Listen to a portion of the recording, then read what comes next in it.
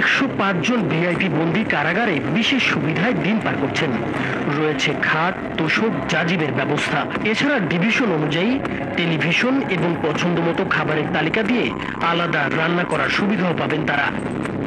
তবে কক্সবাজারের সাবেক সংসদ সদস্য আব্দুর রহমান বদী, ঢাকা ৭ আসনের সাবেক সংসদ সদস্য হাজী মোহাম্মদ সেলিম সহ মোট 23 জন সাবেক সংসদ সদস্য আবেদন করেও বিশেষ সুবিধাভুক্ত ডিভিশন পাননি।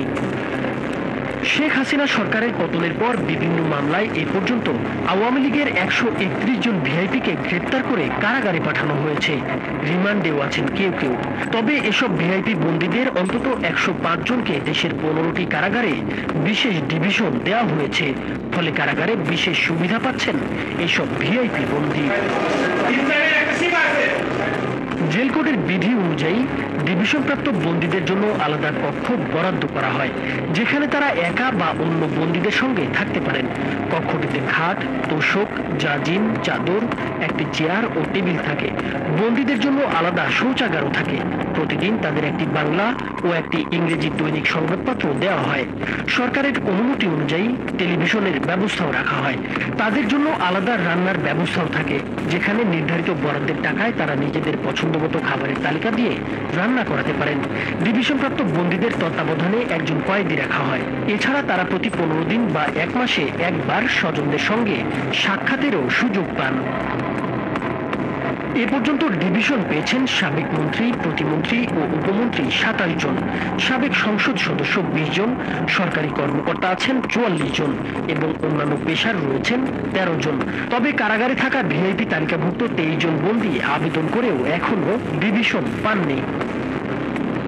ডিভিশন পাওয়া বন্দীদের মধ্যে আছেন সাবেক প্রধানমন্ত্রী শেখ হাসিনার বেসরকারি শিল্প ও বিনিয়োগ বিষয়ক উপদেষ্টা সালমান এফ রহমান, সাবেক জ্বালানি উপদেষ্টা তৌফিক ইলাহি চৌধুরী, সাবেক মন্ত্রী আনিসুল হক, সাবেক মন্ত্রী অবসরপ্রাপ্ত lieutenant colonel Mohammad Faruk Khan, Bangladesh workers পার্টির সভাপতি ও সাবেক মন্ত্রী রাশেদ খান মেনন, জাতীয় সমাজতান্ত্রিক দলের সভাপতি ও সাবেক মন্ত্রী হাসানুল হক ইনু, সাবেক মন্ত্রী দীপু মনি, শাহজাহান খান, গোলাম দস্তগীর গাজী, টিপু মুন্সি, নুরুল মজিদ মাহমুদ হুমায়ুন, আমির হোসেন আমু, আব্দুর রাজ্জাক, নুরুল ইসলাম সুজন, ইঞ্জিনিয়ার মোশাররফ হোসেন, আসাদুজ্জামান নূর, সাবেক খাদ্যমন্ত্রী কামরুল ইসলাম ও সাধন চন্দ্র মজুমদার সহ মোট 29 জন মন্ত্রী, প্রতিমন্ত্রী ও উপমন্ত্রী।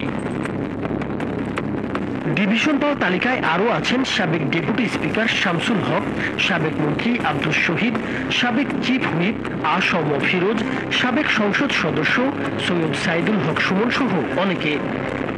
ডিভিশন পাওয়া তালিকায় সরকারি কর্মকর্তাদের মধ্যে আছেন বিচারপতি শামসুদ্দিন চৌধুরী মানিক, ন্যাশনাল টেলিকমিউনিকেশন মনিটরিং সেন্টারের মহাপরিচালক মেজর জেনারেল জিয়াউল আহসান, নৌবাহিনীর রিয়ার অ্যাডমিরাল এম সোহাইল, সাবেক প্রধানমন্ত্রীর উপদেষ্টা ও সাবেক মুখ্য সচিব কামাল আব্দুল নাসির চৌধুরী, শেখ হাসিনার মুখ্য সচিব নজিবুর রহমান ও আবুল কালাম আজাদ, সাবেক আইজিপি চৌধুরী আবদুল্লাহ আল মামুন, AKM শহীদুল হক, ঢাকা মহানগর পুলিশের সাবেক কমিশনার আসাদুজ্জামান মিয়া সহ মোট 44 জন। তবে আদালতে আবেদন করেও এখন পর্যন্ত ডিভিশন পাননি আব্দুর রহমান বদী, হাজী মোহাম্মদ সেলিম, কাজী জাফরুল্লাহ, সুলাইমান মোহাম্মদ সেলিম সহ মোট 23 জন সাবেক সংসদ সদস্য। জেল কোডের 617 বিধিতে বলা আছে, যারা ভালো চরিত্রের অধিকারী ও অনভ্যাসগত অপরাধী, সামাজিক মর্যাদা, শিক্ষা এবং অভ্যাসের কারণে যাদের জীবনযাপনের ধরন উচ্চমানের, যারা নৃশংসতা, নৈতিক স্খলন এবং ব্যক্তিগত প্রতিহিংসামূলক অপরাধ বা বিস্ফোরক আগ্নেয়াস্ত্র সঙ্গে রাখা, সম্পত্তি সংক্রান্ত মারাত্মক অপরাধের সাজাপ্রাপ্ত নন বা অন্য কাউকে এসব অপরাধে প্ররোচিত বা উত্তেজিত করেননি, তারা ডিভিশন 1 প্রাপ্তির যোগ্য হবেন। কারাবিধি 617(2)-এ বলা হয়েছে, নাগরিকত্ব নির্বিশেষে সামাজিক মর্যাদা, শিক্ষা ও অভ্যাসের কারণে জীবনমান উন্নত মানের এমন বন্দীরা ডিভিশন 2 প্রাপ্তির যোগ্য হবেন।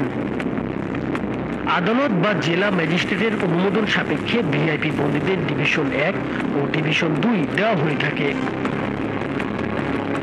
নাইমুর হোসেন, মাছরাঙা টেলিভিশন।